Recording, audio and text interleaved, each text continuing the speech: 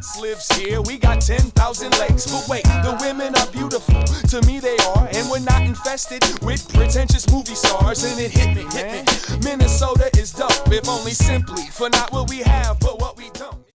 Welcome to 10 Minutes. I'm Tony Scott, joined in studio with Peter Oddie. Peter, thanks for joining us today. Thanks for having me. It's going to be awesome. We got a great sponsor. Talk to us a little bit about Pair Up. We do. Our sponsor today is Pair Up. 10 Minutes with Tony Scott is brought to you by Pair Up, where groups and sponsors connect. Pair makes sponsorships easy for groups and events of all shapes and sizes. Find a sponsor in less than 60 seconds and activate your community to raise up to $1,000 or more toward custom shirts, cash donations, products and services, or food and catering from a national brand or local business near you. It's kind of awesome. I don't know about the 60 seconds part, but I agree with the $1,000 part. It's pretty sweet. I mean, I think the 60 seconds means it's pretty quick. You can go on there, click a couple buttons, and potentially get some sponsor money for your local association team, or it might even be your beer league hockey team. You know, I'll wait 61 seconds for $1,000. So would I. Yeah. Maybe even 120 seconds. Risk reward. Yeah, exactly. I'll cough up another 60 seconds for a G. Okay, speaking of a G, we saw thousands of dollars worth of great hockey players. We did. This past week. Let's start at the squirts and go all the way up to the high school. And we got a new segment today called Blue Moon. Our people from Eden Prairie might not like it so much, but that's a little tease. Then we'll have our boom roasted and our game pucks. Do we have a puck in hand today? Yes, we do. It didn't fall on the floor. We didn't forget it. You name it. We're ready to go with our game pucks. All right, squirts. You saw some great squirt action over in Eden Prairie. So did I. We tag teamed it. I was Friday, you were Saturday, and I came in for Sunday. Woodbury wins the Eden Prairie tournament. Team I liked a lot, you saw too, was Orono. They are loaded. They're a for sure top 10 type team. They're going to give teams trouble. They gave Eden Prairie a hard time on Sunday. No, I think it was they gave Woodbury a hard time. It was 5-3. Right. So Orono can skate. That's the thing that separates them. They definitely got players. Definitely 3 or 4 top-notch players. Some players that I liked over the weekend, like Benny Miller. He was the guy we named MVP. Teddy Townsend from Eden Prairie, he was solid. Michael Risto from Lakeville North was solid. You and I talked about his skill and ability. He's got great acceleration, unbelievable hands, unselfish. Really nice balance. Yeah, for a 9-year-old skater, he's got really good balance. Yeah, he's the player.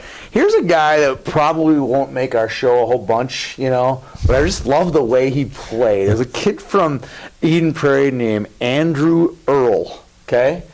2 first names, got like that too, right? Oh, yeah. So Andrew is the kind of kid who just seemed to be in the right place at the right time, had a hard shot, just did a lot of the little things that, the coaches really love to see. He just seemed to show up all the time. It's number 17 for Eden Prairie. So shout out to Andrew Earl for having a good championship game against Woodbury. Another point for Andrew Earl is those skills, like being in the right place and having a hard shot. Those skills are the ones that are going to come with you. Yes, they will. Yes, they will. All right, let's fast forward to the Peewees really quick. Not a lot of Peewee. We didn't see a lot of Peewee action, so let's report on what we saw. Shame on us.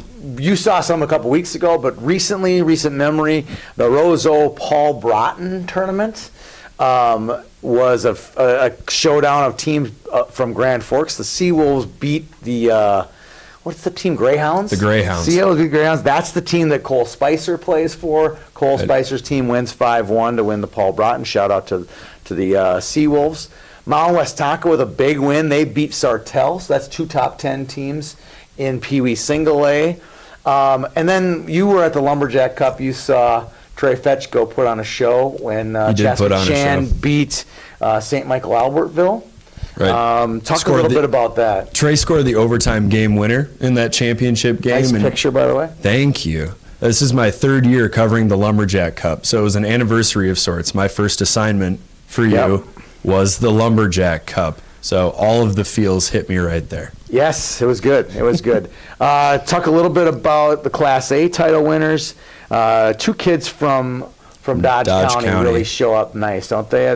Brody Lamb and Matthew Donovan. Right. You told me before the game to keep an eye on these 2, and I thought, all right. And then they combined to score, like 7 goals. So got a really nice look at Brody and Matt Donovan, and I'm not convinced that one works as well without the other. Yeah, so they're kind of like peanut butter and jelly.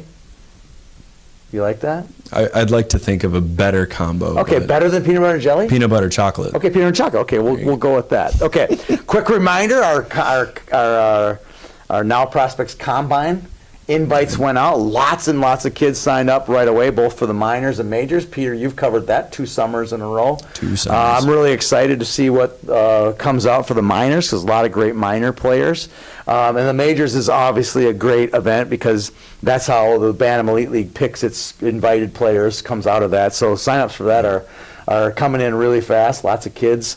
The kids love skating at Mariucci, and they love hanging out with some of the Gopher players. It's a really nice experience for them. And obviously, if you're not from the metro area, they come into the Lumberyard for the first time, and it's just like it's like a hockey haven. You know, there's shooting ranges, there's training, there's all kinds of things to do at the Lumberyard. Plus, if you've never played the 3-on-3 or the shortened rink, it's a blast for those kids. It's exhausting to watch. I can't imagine. There's so many goals. Yeah, so many goals. It's fun. It's fun. So if your name is on the list, get signed up soon. We over-invite, so there's more kids invited than there are spots available. So that's why I think a lot of the spots fill up pretty fast. Right. Okay, let's switch gears. Let's move on to the Bantams. You saw Sunday night a championship game between Stillwater and Burnsville, 2 top 10 teams. Right. I think they were like number 4, number 5 at the time. So going in, yeah. You're going to get a good game there. What happened there?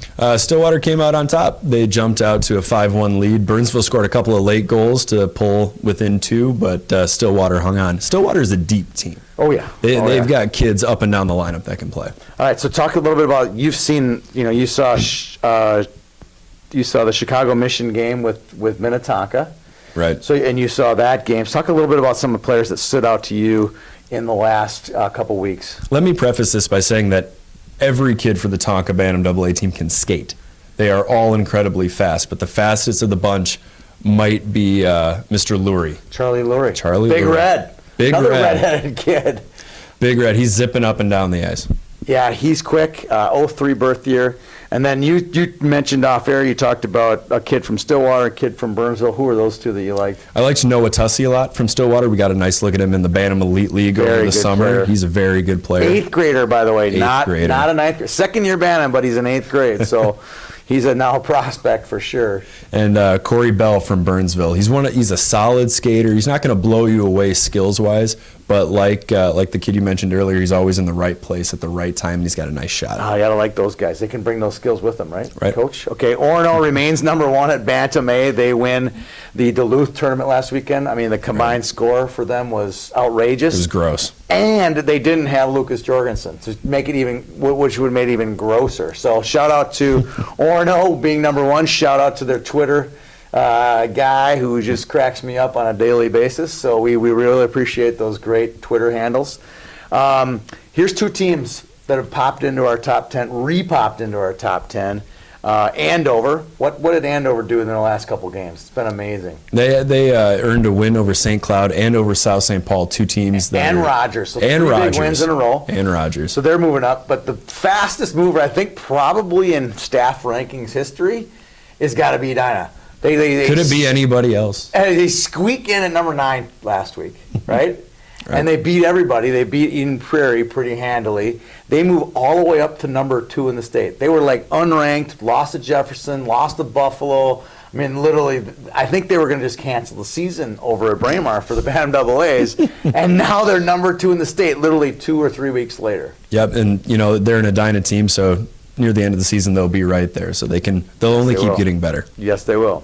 Okay, let's move on to high school. We saw a lot of high school, speaking of Braemar, over at the Holiday Classic. Yes, we did.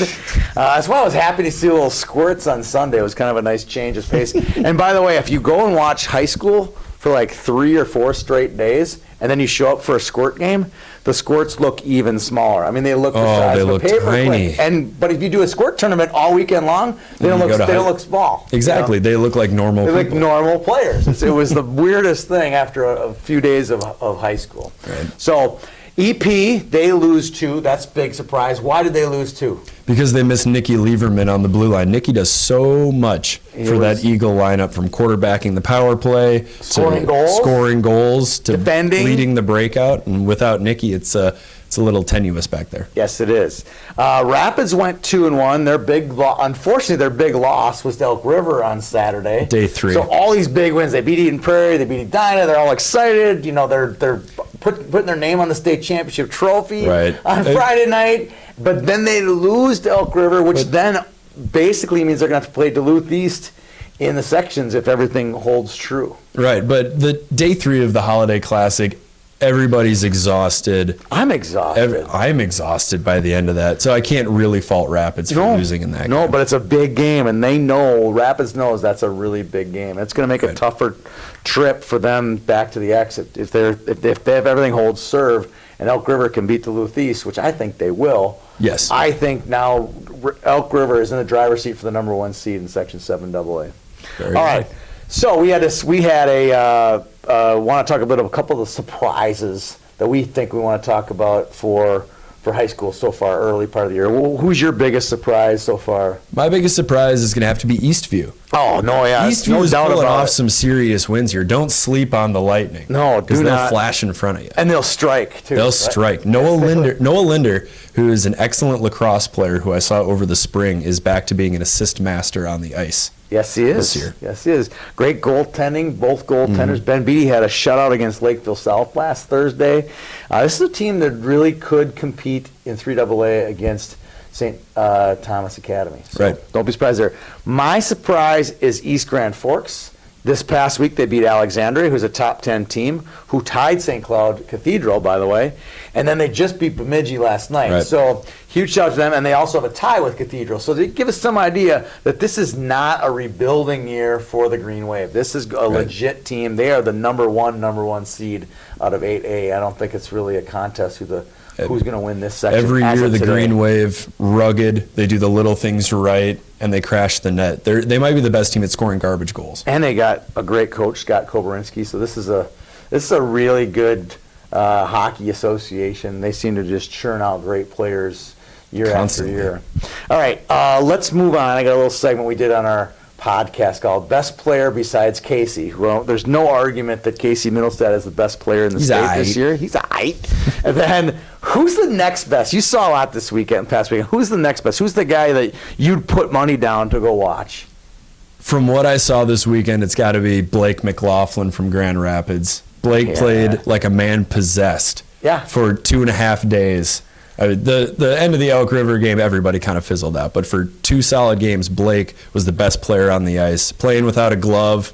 He'd play without a helmet if he wanted to. Yeah, he's amazing. He did play with reckless abandon. You know, he's great, fun guy to watch. Yep. Not a fun guy to play against. No, not a fun guy to play against. And he's got 2 unbelievable line mates too. I mean, that both service his game really well. He's got speed with Micah Miller, and he's got tenacious forecheck, tenacious everything, steadying force in Gavin Hain. I mean, what a great line. I commented, whether it was in my writing or on Twitter, that they're the best line since the Paling brothers. They are the Paling brothers, but they just aren't. I would say they aren't biological. They look biological, though. I would say that this Grand Rapids line might actually be better, more versatile than the Paling line. I think you're right. The Paling line was so built on speed and skill that I didn't get a whole physical vibe from them, but this Rapids line, they can hit as well as they can score.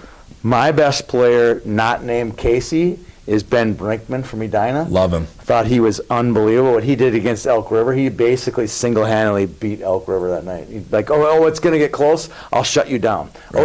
You think you're going to score? I'll go score. I mean, he just did things that were amazing. Set people up for great goals, scored goals of his own. Right. He was the awe factor in the Holiday Classic, besides Casey and besides Blake. I thought he was probably the next big guy. He gives the Hornets a physical component to their game. I mean, Ben can lay anybody out when he wants to. We talked on our high school hockey podcast, which is a more elaborate show on high school hockey. We talked a little bit about his presence as a sophomore Has Edina, when's the last time Edina's best player was a defenseman? A sophomore captain. Or a sophomore captain. A sophomore captain. It's always been Connor Hurley or Dylan Malmquist, these big-time forwards that score big-time goals. Right. It's refreshing to see a great defenseman from Edina, be their best player. Right. All right, so we promised a new segment on the show. It's Blue called Blue Moon. Moon. Okay, a blue moon is something that doesn't happen very often. When is the last time Eden Prairie at Peewee AA or Bantam AA has lost 10-1? Okay, not just one team, but two teams. So Edina beats Eden Prairie 10-1, who was number one in the state. That's rare. What level was that? Bantam AA. Bantam AA. Okay. Peewee AA, within the same day or two, Eden Prairie, who's a top 10 team, not number one, they lose to Chaskatchan 10-1. Yikes. Blue moon. That's all I got to say. Blue moon. If you got any other blue moons, send us a tweet at Youth Hockey Hub, and we'll post it on our next show. We'd love to keep the segment going. All right, boom roasted. Boom roasted. You want to go first? I will go first. All right. Every year it happens, and every year it makes me so sad. I did witness a squirt parent get a talking to after the game from a referee because of the parent's conduct throughout the game. Folks, there's got to be something more important to get upset about. There just has to be. Take another hill? What would you say? Take another hill? There's got to be another hill to die on.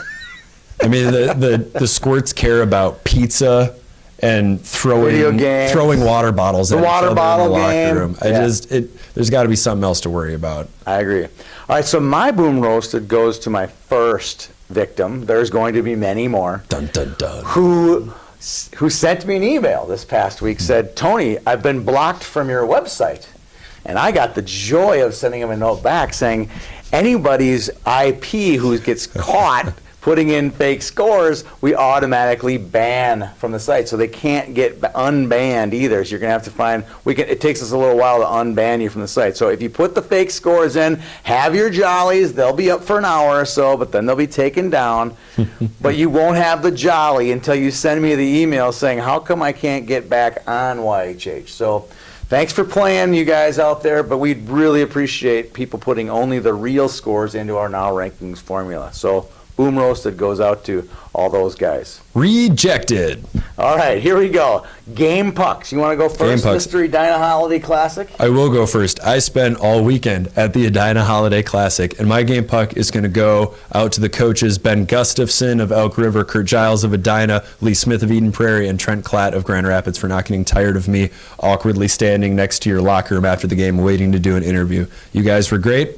I hope to see you later this year. All right, my game puck goes out to Brian Murphy, the head coach of Minnetonka Skippers Bantam AA team. He's won 2 state titles the last 2 years. Last year they beat Shattuck #1. This past 10 days ago they beat Chicago Mission down at Shattuck. That's huge. It's huge not just for Brian. Brian's a great coach. Everybody knows that. But it's huge for Minnesota community-based hockey that a team from Minnetonka can go down to Shattuck and beat an all-star team of the Chicago Mission. So great win for Minnetonka. Game puck goes out to you, Brian Murphy. Speaking of game pucks, Peter, game puck goes to you. Merry Christmas. Merry Christmas, Happy Tony. New Year. We'll be back in a couple weeks. Enjoy the hockey season. Enjoy the Christmas holiday season. From both Peter and I, goes out to you. Thank you for tuning in. And if you ain't gonna leave, cause this is where you're from,